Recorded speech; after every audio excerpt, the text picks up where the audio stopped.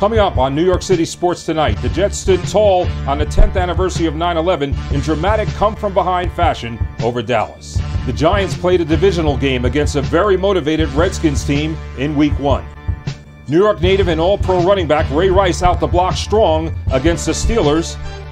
And the PSAL football opener with top-ranked Tottenville hosting the Orange Wave of Thomas Jefferson. NYC Sports Network coming to you from the beautiful downtown Atlantic Center Mall and Buffalo Wild Wings. Hi everybody, I'm Joby Smith along with Deval Ellis, my expert on football this season. And Deval, it's going to be exciting when you talk about the pros all the way down to the grassroots. Well, first of all, I want to thank God that the lockout is over, because I didn't know where I was every day. But we learned some things about the NFL this week, some things we knew, some things we didn't know, but last night was a great game, wasn't it, last night? That's right, Deval. Everybody knows there was plenty of emotion surrounding the 10th anniversary of 9/11 here in New York City, something we'll never forget. But of course, Jets coach Rex Ryan promised that his team would deliver. Picking it up in the fourth quarter with 11:56 to go, Plaxico Burress' 26-yard touchdown pass on the fade route from Mark Sanchez capped a 7-play, 84-yard drive. The Cowboys were up 24-17. Then with 5 minutes to go, Joe McKnight with the play of the game, blocking a punt, and Isaiah Trufant returned it 18 yards to tie the game at 24 apiece for the Jets. 55 seconds left, Tony Romo makes a critical error, and Darrelle Revis makes him pay with the pick and 20-yard return, Romo's only interception of the game, and that set the stage for Nick Folk to line up for a 50-yard field goal try, and he just got it inside the upright. The Jets win 27-24 at MetLife Stadium, and Rex Ryan glad that his team backed him up on his promised victory.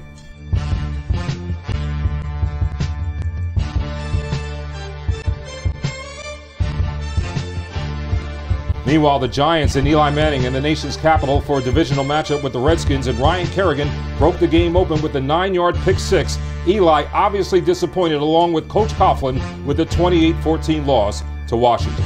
Now back down in Baltimore, All-Pro running back Ray Rice had another great performance against the Pittsburgh Steelers. The former New Rochelle High and Rutgers star on the receiving end on one of 3 touchdown passes from Joe Flacco in the second quarter. And for all you Buffalo Wild Wings fantasy football players, Rice put up solid numbers in Week 1. He's our fantasy player of the week. And Deval, obviously NFL Week 1 got off with some sparks, some great performances, but what do you think about the Jets' performance? We learned that the Jets have some weaknesses. I mean, obviously that defense is just unstoppable, but Mark Sanchez still made some mistakes, which, he's going to do. He's a second-year quarterback in the NFL. It's not something you just come and do and have success right away. But they struggled a little bit in the running game, and also with the turnovers. I mean, you can't have those type of turnovers when you play good football teams. The Cowboys had some turnovers as well, which is why the Jets were able to get back in the game. But the Jets have some things to work on. I mean, I think they're still going to be a contender in the AFC, but they got to go back to the drawing board on a couple things. And the Giants' defense decimated with injuries. Justin Tuck at the forefront of that, but you saw Eli Manning struggle against the Redskins. Yeah, well, I mean, this is also a thing where you see, the offseason. That timing between quarterback and receiver is not something that just happens. Once again, you don't just get off the bus and have that timing. And these offenses are normally used to having months to prepare for proper blitz packages and proper blitz pickup and sight adjust and stuff like that. And they didn't have that opportunity. And, the Redskins, they made some changes in the offseason, brought in some new D linemen.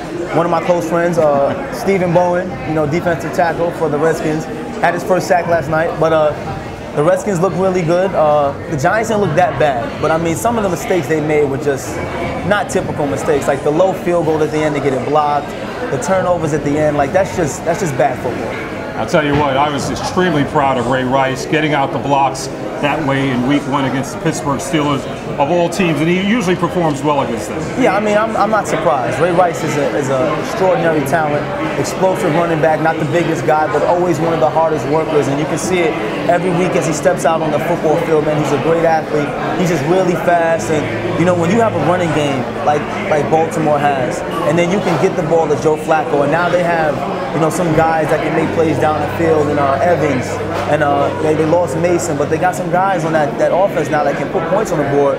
And Pittsburgh, I don't know what happened to Pittsburgh. It seems like they're still in the lockout. We don't know who that was, but that doesn't look like a typical Pittsburgh team. I'm pretty sure they'll come back and Big Ben will get them guys together. And how about our guy out of Staten Island, Dominique Easley, man. He leads his team out for 9/11.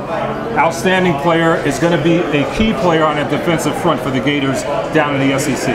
You're talking about a kid from the city, from Staten Island, goes down to Florida on 9/11 weekend, and he carries the American flag out.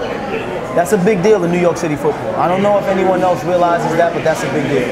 It's also a big deal that he was wearing my number 2, the deuce, the big deuce, you know, but you just had to be proud, man. I'm proud watching on TV. I couldn't believe it. I'm like, that's easily.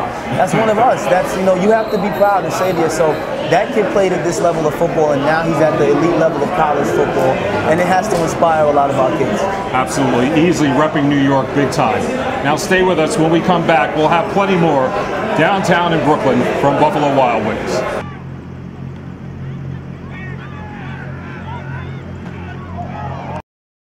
Down by 7. Final play for Detroit. Only thing that would make this any better is overtime. They'll need a miracle to win this football game. Harris slot right, drops back. Hines takes the pass at the 30. With the seam! Wow! Can you believe it? One man to beat! And welcome back, everybody. Joby Smith along with Duval Ellis here, and we're talking game of the week now. A real barn burner we were expecting with Tottenville and Jefferson with all that speed on both sides of the ball. But what did you see in that game? Well, I mean, you notice the teams are sloppy. You know, a lot of people were hindered by Hurricane Irene that week, and a lot of practices were short. And you can tell offenses are normally the last things that come in order, especially during football season. So you saw a lot of good defensive plays. You saw a lot of fumbles, interceptions on offense, and the team with the less interceptions and fumbles, less turnovers won that game pretty much. It was exciting to say the least. Now let's take a look at those highlights. The Pirates and their star quarterback Brandon Barnes coming out firing on all cylinders, going up top. The senior wideout Pat Murphy clearly challenging that speedy Jefferson secondary. Then big Augustus Edwards powers in from 4 yards out. Tottenville up 7-0 on the Orange Wave. In the second quarter, Syracuse-bound Alvin Cornelius picks off Alameen Stewart for a 12-yard TD return. Tottenville's up 20-0 at the half. I will tell you, I thought we matched speed for speed. Our defense against their offense, I thought we were just as fast. In the second half, Barnes sprinting out and connecting with Kevin Coughlin on a 4-yard TD pass. The Pirates shutting Jeff out 26-0 all the way through the fourth quarter until Mike Abanaconda's 30-yard score got his team back in the game with 8:25 to go.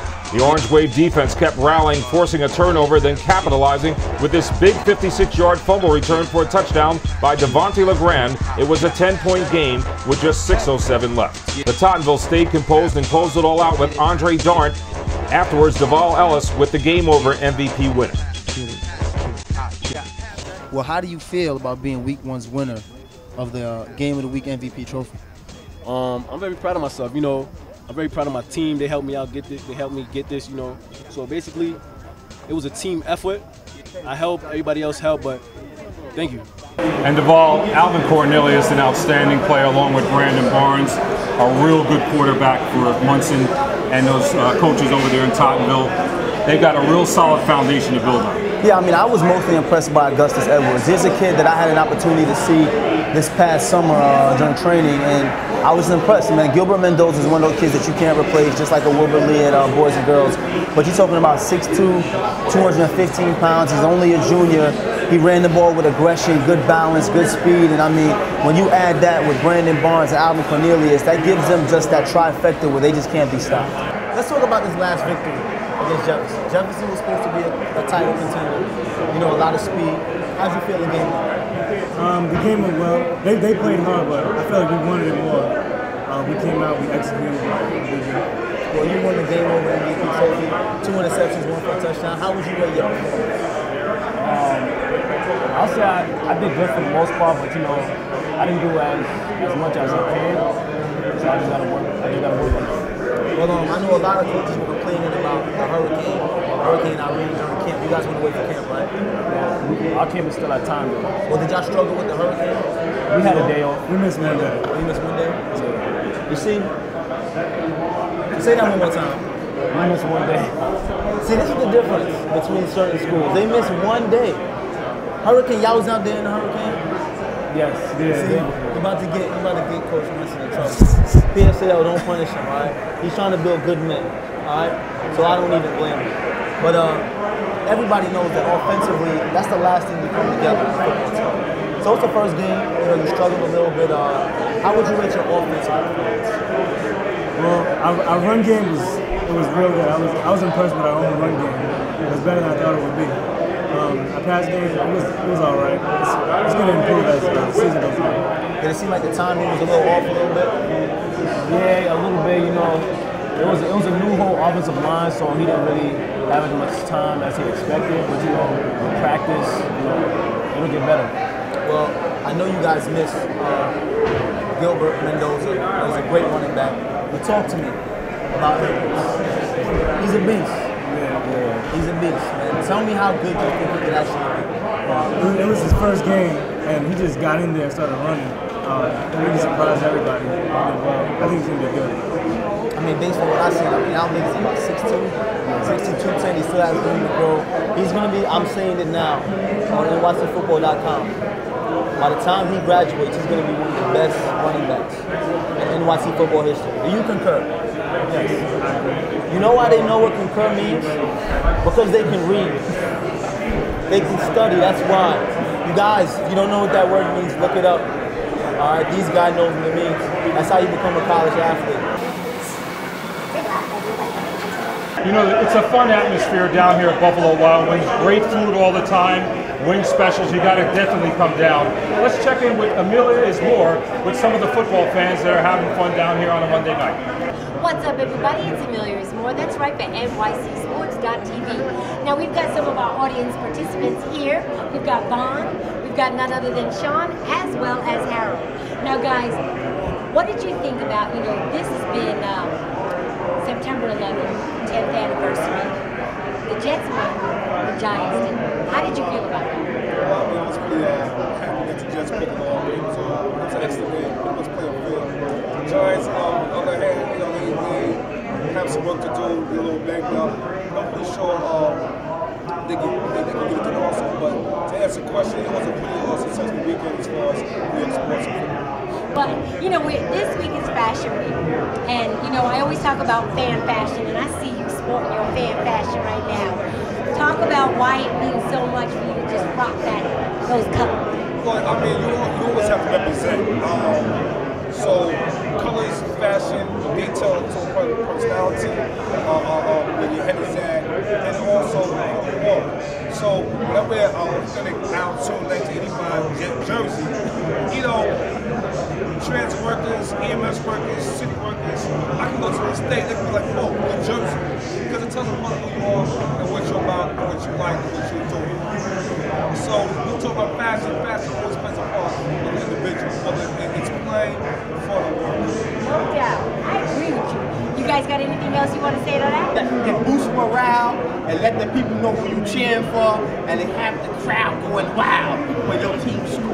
I'm just upset I didn't wear my jersey. Well, there you have it. We got more for you. Don't go anywhere. Keep it right here. NYCSports.TV. We'll be back. It's another perfect day out here today. Can I get you anything else? We gotta get back to work. On the move. We even saw a kid taking a bath in a water fountain. Whoop, I spoke too soon. This just in. A freak storm is blowing into the area. We're going to be experiencing hurricane-force winds and dense fog, followed by sheets of driving rain. Stay inside, hunker down, grab a beer. This is going to be a long one. Buffalo Wild Wings. You have to be here. We're receiving reports of hail the size of... Oh, boy. And welcome back to Buffalo Wild Wings here in downtown Brooklyn at the beautiful Atlantic Center Mall. And talking about a real legend that's sitting here with me, a guy that I know because I played against him in high school, Clive Harding, the head coach for Boys and Girls High School. And welcome to the show, Clive. Thank you. Thanks for having me. I'll tell you what, a lot of people won't know this, but I can say for sure that he is one of the best players I ever saw play in high school football here in New York City, and I'm sure you're going to transfer that kind of knowledge and power to your team. Yeah, definitely so. I mean, we're looking to play some power football and maybe finesse a little people, but it's definitely going to be power football from boys and girls. Now, when you look at the philosophy of the way you like to do things offensively and defensively, and you talk about the kind of personnel you have to work with, does that match up well for you? Yo, definitely. 4 yards in the cloud of dust, even though it's not a cloud of dust nowadays, but we're looking to get 4, and if we get 40 from the 4, that's what we want. All right. And you got Erasmus coming up. They're going to be pretty angry after losing the campus magnet. And how do you get your players ready for that? Well, it's like this, you know, you have to take each game as it is, one game at a time. You got to look at Erasmus and a team that's contending for the city championship. And I always tell my team, if you want to be on top, you know, you got to beat the top teams, and Erasmus is the top team. Well, this is one of the biggest things. I remember one of the best teams I've ever seen play was that Sheepshead Bay team that you coached. Glenroy Watkins, Marlon Beckles, and Foley. Those guys offensively were able to not keep you guys in games because y'all demolish people on defense as well, but you're going to have to put up some points against Wayne Morgan and Shaquille Jackson. You know, what's your game plan coming in? Well, the game plan is to be a balanced offense this week. I think last week we had a balanced offense. We threw the ball for a touchdown, we ran for a touchdown, and balanced also on defense because we scored on defense and had 4 interceptions. So I think we're going to be balanced on both sides of the ball. Okay, cool. And then not just to go over this week, but last week, man, like Curtis has always been a good football team. You know, how did you guys prepare for that game? Well, just be so dominant.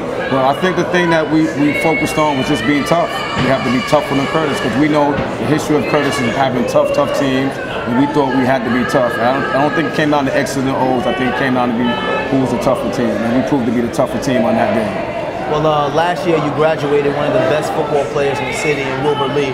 You know, you can't replace a football player of that caliber from year to year, but do you have any guys this year who are just stepping up as a leader and say, you know what, I'm going to be the guy that can put the team on my back? Well, one of the things that we talked about was we thought that with Wilbur, maybe we depended on him a little too much, but that's what you do with great athletes. But this year we're balanced in the backfield. We have a good group of backs.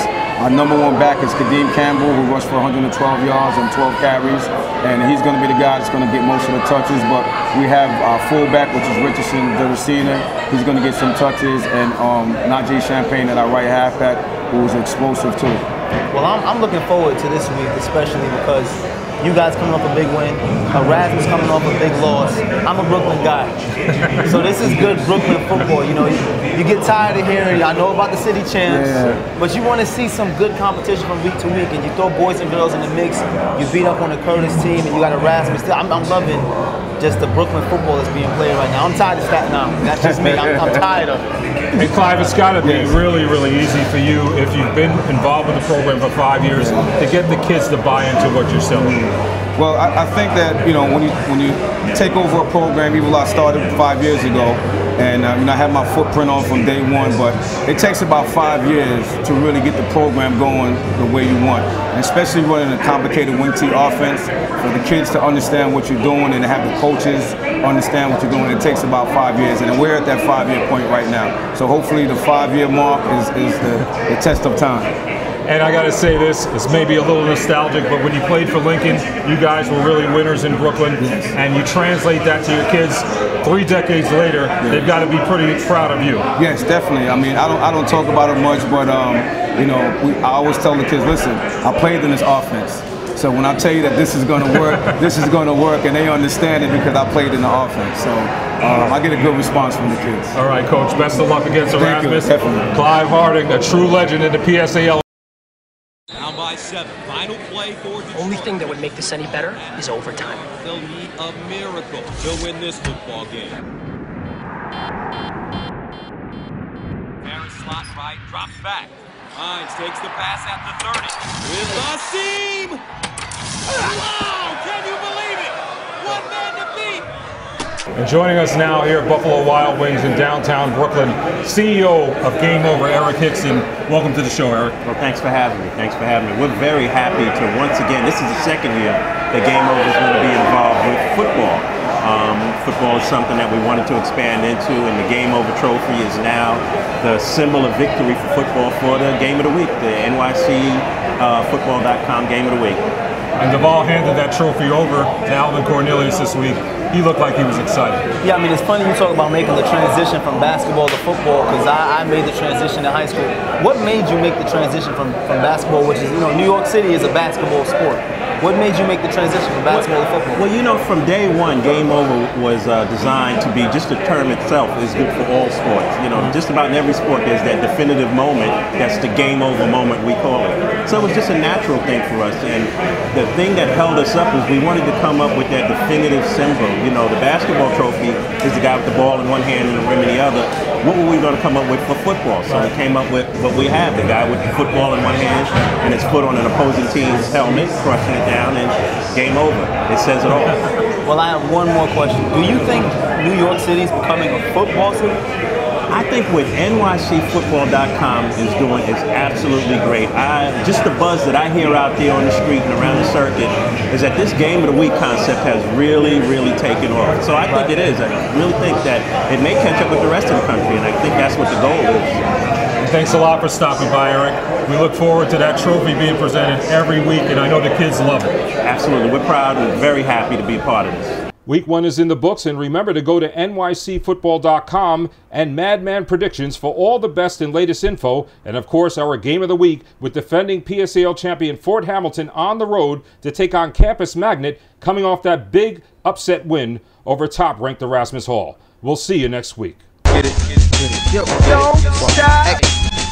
Have fun. Get it, get it, get it, get it, get it.